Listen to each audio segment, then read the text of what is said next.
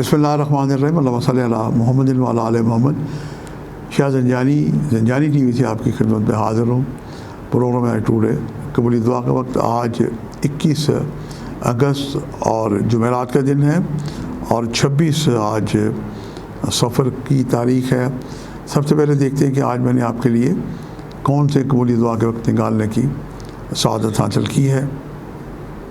आज का जो पहला वक्त है ये 2:55 से लेके 3:13 माफ़ी चाहता हूँ, और दूसरा वक्त है 11:50 से लेके 12:20, और तीसरा जो वक्त है रात 8:19 से लेके 8:40 का वक्त है।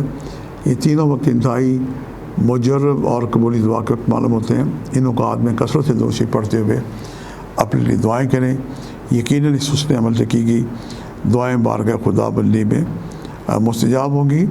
और आज का बेहतरीन अमल है कि आप मलाइका के ग्रोह आता है, इसके हाथ में तलाई पेपर और लिखलाई कलम होते हैं, सोने चांदी के वर्क होते हैं, वर्क जैसे पेपर्स होते हैं। कसरत से दुरूद पढ़ें और उसमें यह है कि मिनिमम अगर 313 दफ़ा पढ़ें तो हर तस्बीह में रुक के दुआ पढ़ें। जितनी आपकी तौफीक है ज़्यादा से ज़्यादा पढ़ें, अल्लाह पाक उसमें खैर और आसानियाँ अता करेगा। शब जुमा जिनके वालिदैन दुनिया से चले गए हैं, गुज़श्तगान चले गए, हमारे काशाना ज़ंजानी रावलपिंडी में एक शब जुमा एक दुआ होती है।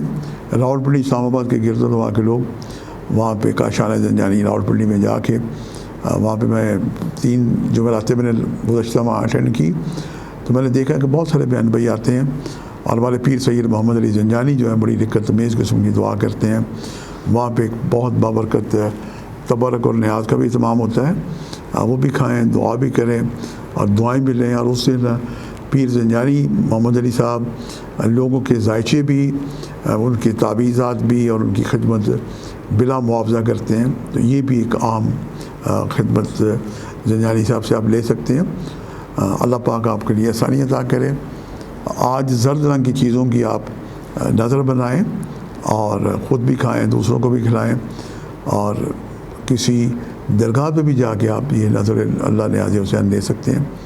अल्लाह पाक खैर और आसानियाँ अता करे। दुरूद पाक का कसरत से विर्द पढ़ें, ये बेहतरीन आज का अमल है। आज के लिए इतने शाह ज़ंजानी को इजाज़त दीजिएगा बशर्ते ज़िंदगी। कल एक नए प्रोग्राम के साथ मुलाकात होगी। खुदा हाफ़िज़।